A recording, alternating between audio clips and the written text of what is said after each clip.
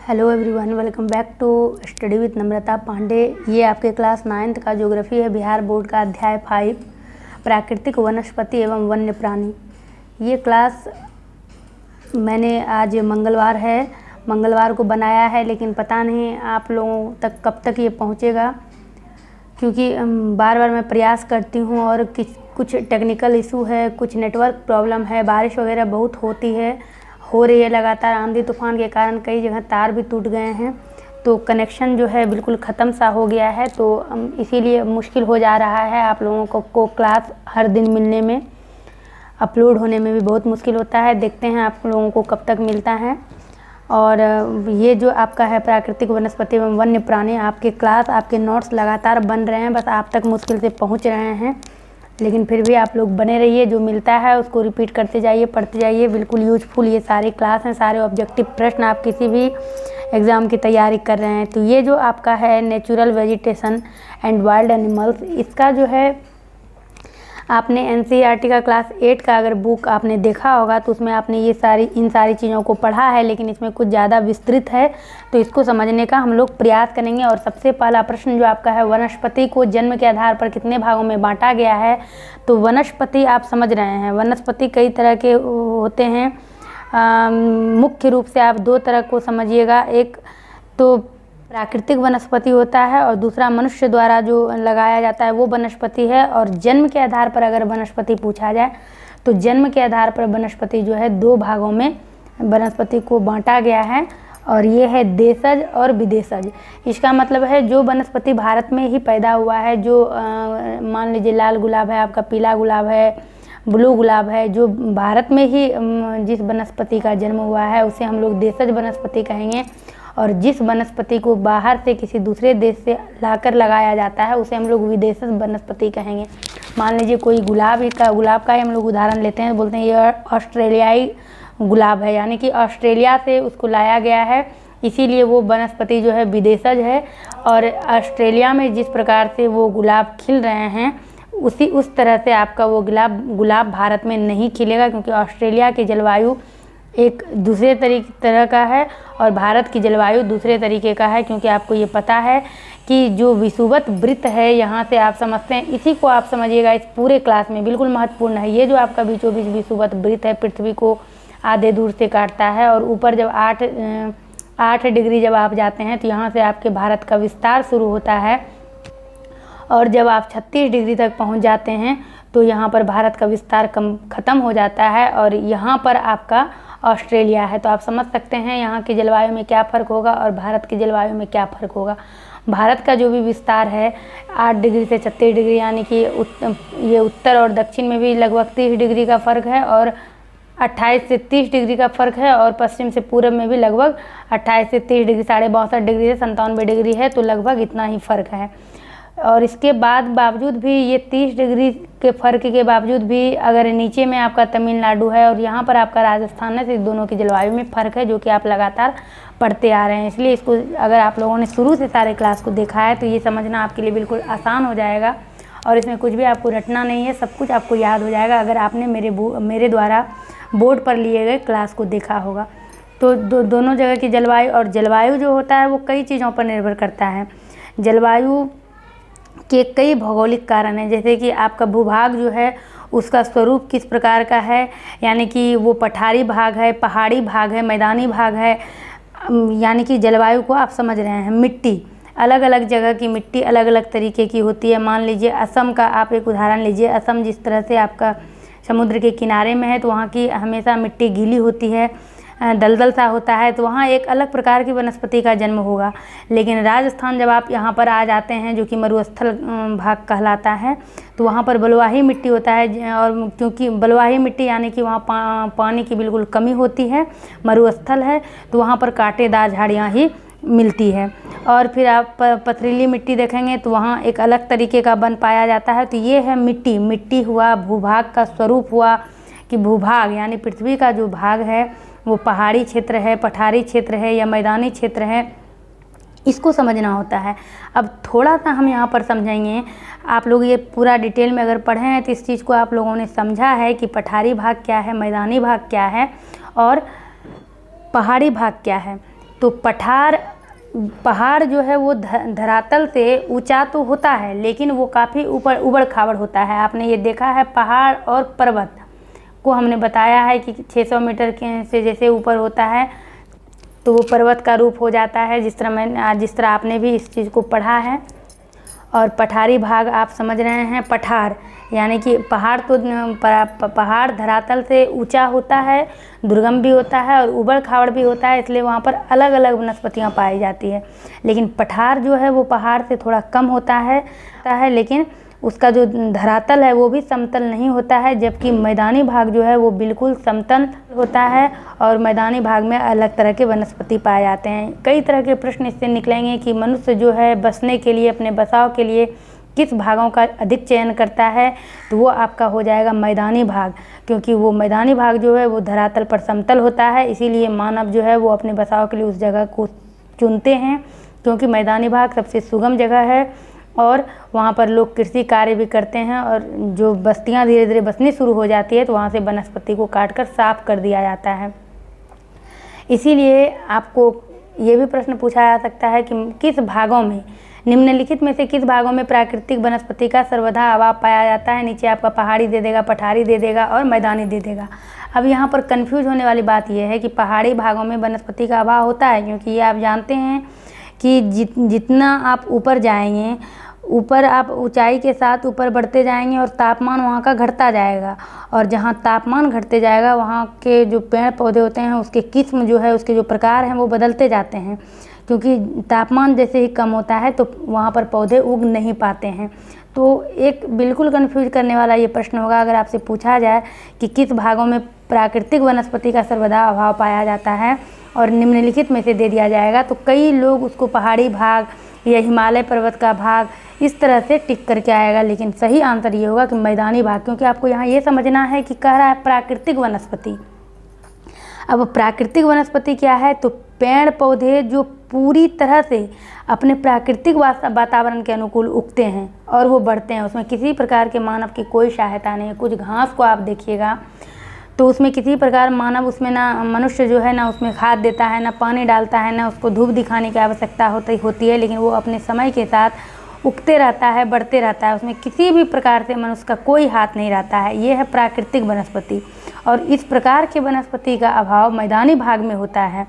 और मनुष्य के द्वारा जो, जिसको कि हम लोग कहते हैं मनुष्यों द्वारा लगाया गया वनस्पति, ये भी है। जैसे कि आप देखेंगे विभिन्न तरह की फसलें हैं, फल के बगीचे हैं, ये सभी वनस्पति ही हैं, लेकिन ये प्राकृतिक वनस्पति नहीं हैं, ये सब कृषिगत हैं, यानी कृषि किया जाता है, किसान इसमें मेहनत करते हैं।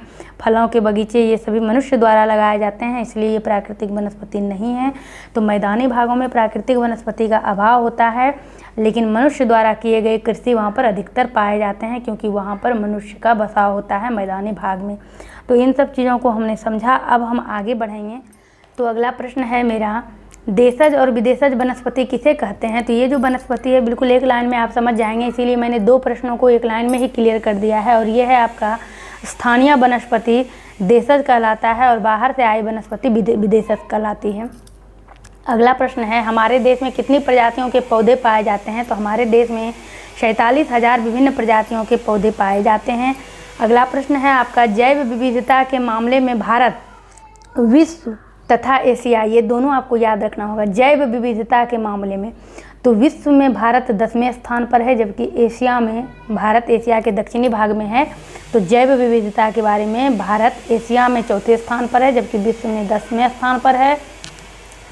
भारत में फूलों के कितने पौधे हैं, ये सभी महत्वपूर्ण प्रश्न, इतने महत्वपूर्ण प्रश्न हैं कि इसका कोई जवाब नहीं है। तो भारत में फूलों के लगभग 15,000 पौधे हैं। हालांकि ये जो गिनती है कुछ समय पहले की होगी, अभी कुछ और अपडेट हुआ होगा, लेकिन नए किस्म के फूलों को, पौधों को ढूंढ कर फिर उसे सूची में शामिल करना एक बहुत बड़ी बात है। तो आपको ये 15,000 ही याद रखना होगा, चाहे अभी अधिक भी क्यों ना हो गया हो, लेकिन आपका आंसर जो होगा सही और सटीक ये 15,000 ही होगा। और पूरे विश्व में जितने पौधे हैं, पौधे की प्रजातियां हैं, उस पूरे प्रजातियों का 6% जो प्रजातियां हैं फूलों के पौधे, वो लगभग सिर्फ भारत में ही हैं। अगला प्रश्न है आपका, फर्न तथा शैवाल किस प्रकार के पौधे हैं। तो ये बिना फूलों वाले पौधे हैं। ये आप देखते होंगे, जिसे हम लोग कभी कभी शोभा का पेड़ कहते हैं। ये शोभा का पेड़ है, यानी पत्ते इतने अच्छे होंगे, शंकुआधार होंगे कि पत्ते को देखकर मन खुश हो जाएगा, लेकिन उसमें फूल नहीं होता है। तो ये हैं आपके फर्न और शैवाल। अगला प्रश्न है आपका, भारत में कितने प्रजातियों के जानवर पाए जाते हैं? तो जानवर लगभग 89,000 प्रजातियों के पाए जाते हैं, और ये कम नहीं है। 89,000 प्रजातियों के जानवर भारत में पाए जाते हैं। अगला प्रश्न है आपका, वन किसे कहते हैं? तो बड़े बड़े वृक्षों एवं झाड़ियों द्वारा ढके हुए विशाल क्षेत्र को वन कहते हैं। जब आप वन में प्रवेश करेंगे तो उस वनों के झड़ते हुए पत्ते को देखेंगे, हवा चलेगी लेकिन वहाँ धूप बिल्कुल कम होता है। एक छोटे से आम बगीचा का आप इमेजिन करिएगा, जो आम के बगीचे की रखवाली करते हैं वो उसी के अंदर मचान और कुटिया बनाकर रहते हैं, क्योंकि अंदर में धूप का प्रवेश बिल्कुल कम हो जाता है, क्योंकि वो एक प्रकार से वन का रूप ले लेता है। और हमारे भारत में जो है प्राचीन समय से ही वन का अधिक महत्व रहा है। रामायण अभी हाल में ख़त्म हुआ है, आपने देखा है। सीता जी भी बन गई थी, सीता जी को भी वन भेजा गया था, जहाँ लवकुश का जन्म हुआ था। वनवास यानी वन का वास जो राम लक्ष्मण सीता को दिया गया था। तो वन का हमारे भारत में प्राचीन समय से ही महत्व रहा है, और कुछ महत्वपूर्ण वन हैं। भारत के प्राचीन काल के प्रसिद्ध वन कौन कौन से हैं, और इसको याद रखना है आपको, चूँकि आपके इस अध्याय में यही 4 वन का वर्णन है, तो इसी के अंदर से प्रश्न पूछा जाएगा। ये आपका है दंडकारण्य वन, वृंदावन जो कि अधिक प्रसिद्ध है, नाम हमेशा हम लोग सुनते रहते हैं। नंदन वन जो कि हम लोग नंदन किताब में भी इस वनों को बहुत पढ़े हैं। कानन वन, ये सभी भारत के प्राचीन काल के प्रसिद्ध वन हैं। और इसी वन में प्राचीन काल से ऋषि मुनियों की भी तपोभूमि रही है, और ये भारतीय इतिहास की अनेक महत्वपूर्ण धार्मिक घटनाएं यहाँ पर घटित हुई है इन सभी वनों में। और हमारे भारतीय संस्कृति में भी आप लोग देखते हैं वृक्ष को भी पूजने की परंपरा है, चाहे वो पीपल का वृक्ष ले लीजिए, बट वृक्ष ले लीजिए। कई ऐसे वृक्ष हैं जो कि जिसमें कि देवता का वास माना जाता है और उसे पूजा जाता है। तो इस तरह से हमारे भारत में वृक्षों का महत्व है। अगला प्रश्न है, अनेक धर्म ग्रंथों में वृक्ष के किसके तुल्य माना गया है? वृक्ष को किसके तुल्य यानी किसके समान माना गया है? तो अनेक धर्म ग्रंथों में वृक्ष को पुत्र के समान माना गया है। ये कन्फ्यूज करने वाला प्रश्न है, इसलिए इसको याद रख लीजिएगा। अगला प्रश्न है, भारत में वनस्पति एवं वन्य प्राणियों में विविधता किस कारण पाई जाती है? भारत में वनस्पति एवं वन्य प्राणियों में विविधता किस कारण पाई जाती है? और इसको मैंने अभी तुरंत बताया, ये भौगोलिक कारण है। और भौगोलिक कारण के अंतर्गत आपको भूभाग का स्वरूप, जिसके अंतर्गत आपने पहाड़, पठार, मैदानी भाग अभी समझा, मिट्टी समझा आपने, जलवायु जिसके अंतर्गत आपको तापमान समझना है, सूर्य का प्रकाश समझना है, वर्षा समझना है, कहाँ कितनी वर्षा हो रही है। तो ये सभी भौगोलिक कारण हैं, और भौगोलिक कारण, इन्हीं सभी भौगोलिक कारणों के कारण जो है भारत में वनस्पति एवं वन्य प्राणियों में विविधता यानी कि अंतर पाया जाता है। मनुष्यों का बसाव सबसे अधिक किस भाग में होता है? मैदानी भाग में, जिसको अभी तुरंत हम लोगों ने इसको समझा। और प्राकृतिक वनस्पति का अभाव किस भागों में पाया जाता है? इसको भी हमने समझा, मैदानी भागों में। संकुल वन कहाँ पाए जाते हैं? इसको समझना है, संकुल वन कहाँ पाए जाते हैं? तो ये पथरीली मिट्टी के क्षेत्र में पाए जाते हैं संकुल वन, और इसी वन को सुंदर वन भी कहा जाता है। आप कहीं ब्रैकेट में इसको लिख लीजिएगा, इसी संकुल वन को सुंदर वन भी कहा जाता है। ये पथरीली मिट्टी यानी मिट्टी है। अभी आप नीचे प्रश्न देख रहे हैं कि राजस्थान में किस प्रकार की मिट्टी पाई जाती है, तो बलुआही मिट्टी, यानी मिट्टी को जब आप हाथ में लीजिएगा तो बिल्कुल दरदरा आपको लगेगा उसमें बालू मिक्स है। ये है राजस्थान की मिट्टी। लेकिन जब आप यहाँ पर इस मिट्टी को हाथ में लेते हैं, जहाँ गंगा के डेल्टा प्रदेश में ये मिट्टी है, दलदल होती है, क्योंकि वो जो जगह है डेल्टा का, वहाँ पे निर्माण होता है। आपने इन सब चीज़ों को पढ़ा है। गंगा की धाराएं, ब्रह्मपुत्र नदियों की धाराएं जब मिलती है, तो वहाँ की मिट्टी को जब आप हाथ में लीजिएगा तो वो पथरीली मिट्टी है, यानी मिट्टी में बिल्कुल पकड़ है, और वहाँ पर जो है अधिक पानी की संभावना होती है, अधिक पानी होता है। बिल्कुल वो क्षेत्र हमेशा दलदला होता है, दलदल होता है उस क्षेत्र में, इसीलिए वहाँ पर सुंदर वन बनाया गया। यानी वो वन इतना अच्छा है, हमेशा हरा भरा रहता है, इसलिए उसे सुंदर वन भी कहते हैं। संकुल वन और सुंदर वन दोनों एक है, इसको याद कर लीजिएगा। फिर ये भी हो गया आपका कि राजस्थान में किस प्रकार की मिट्टी पाई जाती है, तो बलुआही मिट्टी। जीवोम किसे कहते हैं? खास में किस्म वाले, यानी पृथ्वी पर एक खास किस्म वाले वनस्पति जगत, प्राणी जगत वाले विशाल पारिस्थितिक तंत्र को जीवोम कहते हैं। पारिस्थितिक तंत्र, अब समझना है कि पारिस्थितिक तंत्र क्या है। तो पृथ्वी पर पेड़ पौधे हैं, जीव हैं, ये सभी जो है भौतिक दशाओं और जलवायु से प्रभावित होते हैं। आपको कहता है ये पोलर बियर, यानी कि जो उत्तरी ध्रुव में जो भालू पाया जाता है वो बिल्कुल सफ़ेद होता है। ऐसा क्यों है, जबकि आप इधर देखेंगे भारत के वनों में या कहीं और के भालू को तो वो काला दिखेगा। इसका कारण है ये जलवायु। आप समझते हैं उत्तरी ध्रुव हमेशा वहाँ पे बर्फ़ गिरते रहता है, वहाँ के चिड़ियाँ वगैरह भी, पशु पक्षी को भी देखिएगा जब आप लोग डिस्कवरी पे देखते होंगे तो किस तरह से दिखाता है। तो ये कारण है भौतिक दशाओं में परिवर्तन का, और चाहे वो पेड़ पौधे हो या जीव हो, सब कोई जो है वहाँ की भौतिक भौतिक दशा और जलवायु पर निर्भर करते हैं। चाइनीज लोगों को आप देखते होंगे, उनका आकार प्रकार बिल्कुल अलग होता है, उनके चेहरे का गठन बिल्कुल आप देख के कह दीजिएगा कि ये चाइनीज हैं, चीन के लोग हैं। या फिर आप ये देख लीजिए दक्षिण अफ्रीका के लोग किस तरह होते हैं, उनका एक अलग आकार प्रकार है। तो ये सभी जलवायु के कारण होता है, और जलवायु जीव जंतु पेड़ पौधे किसी को भी प्रभावित कर सकता है। अब हम लोग समझेंगे पारिस्थितिक तंत्र क्या है। तो पारिस्थितिक तंत्र है किसी भी जगह के, चाहे वो पेड़ पौधे जीव जंतु, वो अपने भौतिक वातावरण से जब अंतर संबंधित होते हैं, यानी एक दूसरे से वो संबंध रखते हैं पेड़ पौधा और जीव जंतु, तो उसे ही हम लोग पारिस्थितिक तंत्र कहते हैं। इसको हमने 8 क्लास में भी पढ़ा है, कि जिसको कि हम लोग जैव मंडल, जैविक मंडल कहते हैं, कि हर तरह की वहाँ पर जो तरह की जो चीज़ हैं, यानी पेड़ पौधे हो जीव जंतु हो, एक दूसरे से अंतर संबंधित हैं। और जब ये तीनों आपस में मिल जाते हैं, यानी पेड़ पौधा जीव जंतु और भौतिक वातावरण, ये तीनों जब आपस में मिल जाते हैं तब एक पारिस्थितिक तंत्र का निर्माण होता है। और मनुष्य भी इस पारिस्थितिक तंत्र का एक अभिन्न अंग है, इसको आपको याद रखना है। और अब क्या हुआ है कि मनुष्य वनों को अपने लाभ के लिए काट देता है। अभी तुरंत आपने ये समझा कि जीव जंतु पेड़ पौधे और भौतिक वातावरण, इसमें एक अंतर संबंधित है, आपस में एक दूसरे से संबंध है। उसके बावजूद भी मनुष्य अपने लाभ के लिए वनों को काट देते हैं, पेड़ पौधों को काट देते हैं और पारिस्थितिक तंत्र में बदलाव लाते हैं, जिससे क्या होता है भौतिक वातावरण की गुणवत्ता में गिरावट हो जाती है। यानी भौतिक वातावरण जितना खूबसूरत होना चाहिए उतना नहीं होता है।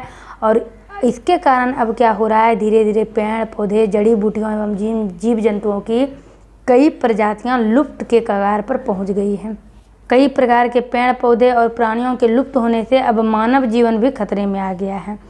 तो ये महत्वपूर्ण प्रश्न थे, जीवों को भी हमने समझ लिया। अब ये आपका आ गया वनों के प्रकार, यानी कि वनस्पति के प्रकार। तो हमारा जो देश भारत है वहाँ पर तापमान, वर्षा और धरातल की विविधता पाई जाती है। एक भारत में ही अनेक तरह की चीज़ों को हमने देखा है। उत्तरी भारत का तापमान अलग है, दक्षिणी भारत का अलग है, मध्य भारत का अलग है। वर्षा भी अलग अलग जगहों पर अलग अलग तरीके से होता है, आपने ये देखा है। जो समुद्र के किनारे है वहाँ वर्षा की जो मात्रा है वो क्या होती है, समुद्र से दूरी के कारण वर्षा की मात्रा घट जाती है। और धरातल भी उबड़ खाबड़ है, कहीं पठारी भाग, कहीं मैदानी भाग, कहीं हिमालय भाग। तो भारत में तापमान, वर्षा और धरातल में विविधता पाई जाती है, इसीलिए यहाँ की प्राकृतिक वनस्पति जो है उसमें भी इसी कारण से विविधता पाई जाती है। अब इस चीज़ को समझना इतना आसान हो जाएगा कि हम लोग समझते हैं जब उत्तरी भारत चलते हैं तो वो हिमालय क्षेत्र है हमारा, यानी पहाड़ी भाग। जब मध्य आते हैं तो वो हमारा हो जाता है मैदानी भाग, राजस्थान के लगभग, जो कि हमने बोर्ड पर आपको बताया है। और जब हम लोग आ जाते हैं और नीचे थोड़ा सा दक्षिणी भारत, तो वो हमारा हो जाता है पठारी भाग। वर्षा जब हिमालय में बर्फ़ पिघलता है उसके कारण भी बारिश होती है। जो तट के किनारे से, समुद्र से अगर हवाएं बहती है स्थल की ओर, उससे बारिश होती है। तो इन सब चीज़ों को हमने समझा है। अब हम इसमें समझेंगे कि कितने प्रकार की वनस्पति, प्राकृतिक वनस्पति या कितने प्रकार के वन हमारे भारत में हैं। तो इसको सिर्फ हम लोग 5 तरीके से याद रखेंगे, और वो है आपका उष्णकटिबंधीय सदाबहार वन, उष्णकटिबंधीय पर्णपाती वन, यानी उष्णकटिबंधीय क्षेत्र जो है, जो कि आपने अगर NCERT का मेरा क्लास देखा है तो मैंने उसमें बताया है कि उष्णकटिबंध क्षेत्र कौन सा है, शीतोष्ण कटिबंध कौन सा है। तो उसको आप लोग ज़रूर एक बार देखिएगा। तो उसी में उष्णकटिबंधीय क्षेत्र में ही सदाबहार और पर्णपाती वन है। उष्णकटिबंधीय में ही कंटीले और वन तथा झाड़ियाँ जैसा वन है। फिर आपका पर्वतीय वन आ जाता है, यानी कि पर्वत के क्षेत्र में जो वन है। और उसके बाद आखिरी आपका मैग्रोव या फिर डेल्टाई वन आप कह सकते हैं, यानी जहाँ जहाँ डेल्टा का निर्माण होता है वहाँ वहाँ मैग्रोव वन का निर्माण होता है। तो यहाँ जो आपका महत्वपूर्ण प्रश्न है, रोजबूट से सीटेट में भी कई बार प्रश्न पूछे गए हैं। तो रोजबूट, सिकोना, आबनूस जिसको एबोनी भी कहा जाता है, बांस, ये सभी किस प्रकार के वन में पाए जाते हैं। तो ये सभी सदाबहार वन में पाए जाते हैं। ये पहला वन आपका है, सदाबहार वन में पाया जाता है। अगला प्रश्न है आपका, एक सींग वाला गेंडा कहाँ पाया जाता है? ये इतना महत्वपूर्ण प्रश्न है। एक सींग वाला गेंडा रियल में हमने तो अभी तक नहीं देखा है। ये असम के दलदली भागों में एक सींग वाला गेंडा पाया जाता है। अब वहाँ की जलवायु ही इस तरह है कि उसे एक ही सींग आते हैं, दूसरा सींग आता ही नहीं है। फिर है आपका प्रश्न कि एक महत्वपूर्ण यहाँ से आपका पर्णपाती वन शुरू हो जाता है, जिसको समझिएगा। ये जो आपका सदाबहार वन है, ये वन पश्चिमी घाट में ये वन है और ये वन अंडमान निकोबार द्वीप समूह तथा असम के ऊपरी भाग में पाए जाते हैं। इसको जरा सा हम लोग बुक में देखकर समझेंगे। अब इसको आप लोग समझिएगा। ये देखेंगे आप ये असम है, ये जितना भी ये काला कलर का है और यहाँ पर नीचे में आपका दिया हुआ है उष्णकटिबंधीय सदाबहार वन। ये सभी यहाँ पर सदाबहार वन पाए जाते हैं। ये बात जो अभी आपने पश्चिमी घाट देखा, तो ये है आपका पश्चिमी घाट। ये भी आपका सदाबहार वन यहाँ पर पाया जाता है पश्चिमी घाट में। जहाँ जहाँ आपको काले कलर से दिखाया गया है, ये सभी सदाबहार वन है। और यहाँ जो आपका अंडमान निकोबार द्वीप समूह है, ये देखेंगे आप पूरा इस तरह से। एक महत्वपूर्ण प्रश्न यहाँ से भी आ सकता है आपका। और ये देखेंगे कि ये जलवायु पर निर्भर कर रहा है। ये 8 डिग्री यहाँ से यहाँ से विषुवत रेखा की दूरी क्या है, जिसके कारण ये सदाबहार वन है। ये अंडमान निकोबार द्वीप समूह में पूरा ये सदाबहार वन ही है। और इधर आपका लक्षद्वीप जो है भारत का, ये हिस्सा, ये भी सदाबहार वन में ही यहाँ भी सदाबहार वन ही पाया जाता है। तो ये बहुत महत्वपूर्ण चीज़ है जिसको कि समझना आपको ज़रूरी है। और पर्णपाती वन भी इसको लगे हाथ समझ लीजिए। तो ये जो आप देख रहे हैं, ये जितना भी ये क्षेत्र है, ये सभी पर्णपाती वन का है। ये सभी पर्णपाती वन का ये क्षेत्र है, यानी कि ये सभी पर्णपाती वन है। पर्णपाती वन क्या होते हैं, तो इसको भी हम लोग अभी समझेंगे। ये देखेंगे आप पर्णपाती वन जो है भारत के सबसे अधिक क्षेत्र में ये वन फैला हुआ है। तो यहाँ से एक महत्वपूर्ण प्रश्न आपको निकल सकता है कि भारत के सबसे अधिक क्षेत्र में कौन सा वन है। तो ये है आपका पर्णपाती वन। और फिर आपका पर्वतीय वन है, यानी यहाँ जहाँ बारिश का दिखा रहा है, ये सभी पर्वतीय वन है। पर्वत के किनारे जहाँ है, यहाँ आप देख रहे हैं भूटान के बाद यहाँ पर बारिश हो रही है, तो ये है पर्णपाती वन। और उसके बाद जहाँ डॉट डॉट है ब्लैक कलर से, वो है आपका मैंग्रोव वन। तो मैंग्रोव वन यहाँ आप देखेंगे, यहाँ डॉट डॉट आपका दिखा रहा है, यहाँ कुछ दूरी पर डॉट डॉट है। तो और यहाँ डॉट डॉट है लक्षद्वीप पे। मैंने कहा था कि सदाबहार वन है, लेकिन नहीं, ये यहाँ सदाबहार वन है। ये जो डॉट डॉट है, ये सभी मैंग्रोव वन है। और जहाँ ये रेड कलर से दिखा रहा है, ये सभी कटीले वन है, मरुस्थल। यहाँ पे आप देखेंगे, यहाँ आपका राजस्थान है इस जगह पे, तो ये देखेंगे ये मरुस्थल वन है। तो इसको समझना ज़रूरी था। अब हम लोग फिर से क्वेश्चन आंसर पर आते हैं। अब यहाँ पे है आपका भारत में किस प्रकार के वनों का विस्तार सबसे अधिक क्षेत्र में है। तभी तुरंत आपने देखा ये पर्णपाती वन है। और उष्णकटिबंधीय पर्णपाती वन के वृक्ष अपनी पत्तियां कितने दिनों के लिए गिराती है? 1.5 से 2 महीनों के लिए ये वन जो है अपनी पत्तियां गिरा देती है। और यहाँ जो है 50 सेंटीमीटर से 200 सेंटीमीटर तक वर्षा होती है। और ये वृक्ष जो है काफ़ी समय तक पत्ता रहित रहता है। 1.5 से 2 महीने तक ये पत्ता रहित रहता है, पत्ता ही नहीं होता है, क्योंकि यहाँ पर आपका है 1.5 से 2 महीने के लिए अपना पत्ता गिरा देता है। तो पर्णपाती वन को पतझड़ वन भी कहते हैं, पतझड़ वन। तो जिसको अब जिसका एक और ऑप्शन है, उसको भी आपको माइंड में रखना हो सकता है। पर्णपाती वन को कभी कभी पतझड़ वन कह के पूछ दिया जाए। और उसके बाद अगला प्रश्न है आपका, चंदन तथा सागवान के वृक्ष किस वन में पाए जाते हैं? तो ये पर्णपाती वन में ही पाए जाते हैं, यानी पतझड़ वन में। बांस, साल, शीशम, खैर जो होता है पान में हम लोग जो यूज करते हैं, कुसुम, अर्जुन, सहतूत, ये सभी पर्णपाती वन के ही उदाहरण हैं, यानी पतझड़ वन के ही। आप इमेजिन करिए शीशम या बांस या फिर चंदन की जो पेड़ होते हैं, उसमें पत्ते बिल्कुल कम होते हैं, 1.5-2 महीने के लिए पत्ते नहीं होते हैं, तभी उसके ठाल को काट कर यूज में लाया जाता है। और इन सब चीज़ों के पेड़ों को जो बिल्कुल खड़े होते हैं, पतझड़ टाइप के होते हैं, ज़्यादा घना भी नहीं होता है, तो इन सबको पूरा इसके ठाल का ही प्रयोग किया जाता है, यानी जड़ से ही इसको काटा जाता है। चाहे वो बांस हो या फिर शीशम का पेड़ हो, जिससे कि हम लोग फर्नीचर बनाते हैं, या फिर चंदन हो या कुछ भी हो। अगला प्रश्न है आपका, भारत के किस क्षेत्र में उष्णकटिबंधीय कटीले वन तथा झाड़ियाँ पाई जाती है? तो ये आपका गुजरात हो गया, राजस्थान हो गया, हरियाणा हो गया, ये सभी आर्द्र शुष्क क्षेत्र हैं। उत्तर प्रदेश का दक्षिण पश्चिम क्षेत्र हो गया और मध्य प्रदेश का उत्तर पश्चिम क्षेत्र हो गया। ये सभी जो है आपके कटीले वन तथा झाड़ियाँ यहाँ पर पाई जाती है। और इस टॉपिक का जो है आखिरी प्रश्न आप देख लीजिएगा, कटीले वनों में किस प्रकार के पौधों की प्रजातियाँ पाई जाती है? तो ये है आपका खजूर, यूफोबर्लिया, एकेसिया, बबूल तथा नागफनी। नागफनी को हम लोग कैक्टस कहते हैं। ये सभी कैक्टस से ही आप याद रखिएगा कि कटीले वन है, क्योंकि उसमें कांटा होता है। और इस वनों में क्या होता है कि ये वन यहाँ पर वर्षा 50 सेंटीमीटर से भी कम होती है, तभी तो ये मरुस्थल है और यहाँ पर कटीले वन का जो है विस्तार होता है। और इसमें और क्या है कि ये जो वनस्पति है, इस वनस्पति को अधिक से अधिक पानी चाहिए। पानी के अभाव में ही ये उस तरह से ये ना तो पौधे में वृद्धि होती है, ना ही उसमें कोई किसी प्रकार का कोई फूल आ पाता है। और पानी को प्राप्त करने के लिए इसकी जो जड़ें हैं ये बहुत अधिक गहरी होती है। जब बारिश हो तो इस तरह के जो कटीले झाड़ियाँ होती है वो इतना पानी ऑब्जर्व करके रखती है कि समय समय पर उस पानी का वो प्रयोग करती है और पानी को अधिक से अधिक बचा कर रखती है। इस सभी कटीले झाड़ियों के जितना आपने देखा खजूर या यूफोर्बिया, ये सभी जो है इसके जो तने होते हैं ये काफ़ी मोटे होते हैं, पत्तियां भी मोटी होती है, रोएदार और गुद्देदार होती है। उसमें पानी बचा बचा के जब बिल्कुल सूखा पड़ जाए तो उसमें उस पानी का वो पौधा खुद ब खुद प्रयोग करता है। तो इस प्रकार ये भौतिक वातावरण के साथ प्राकृतिक वनस्पति का जो ये समायोजन है, इसको आप समझिएगा। अगर बारिश नहीं होगी तो उसने तने में अपने जड़ में पानी को भर लिया है। और यहाँ जो जानवर इस कटीले वन में जो जानवर पाए जाते हैं ये हैं आपके चूहे, खरगोश, लोमड़ी, भेड़िया, जंगली गधा, ऊँट, ये सभी जानवर इस क्षेत्र में पाए जाते हैं, जो कि अभी आपने देखा गुजरात, राजस्थान, हरियाणा, ये सभी। तो यहाँ तक आपने देख लिया आपके कटीले वन तथा झाड़ियाँ थी। और 5 तरह के वन को आपको पढ़ना है इसमें।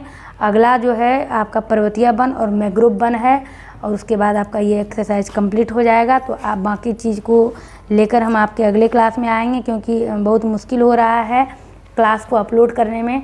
देखते हैं ये कब तक ये क्लास आपको मिल पाता है। तो वीडियो को लाइक करिएगा, कमेंट कर अपनी प्रतिक्रिया भी दीजिएगा। और चैनल पर नए हैं तो सब्सक्राइब करके प्लेलिस्ट में चेक करिएगा, आपको पीछे के सारे क्लास मिल जाएंगे। तो मिलते हैं आपसे अपने अगले वीडियो में, बने रहिए आप इस चैनल के साथ।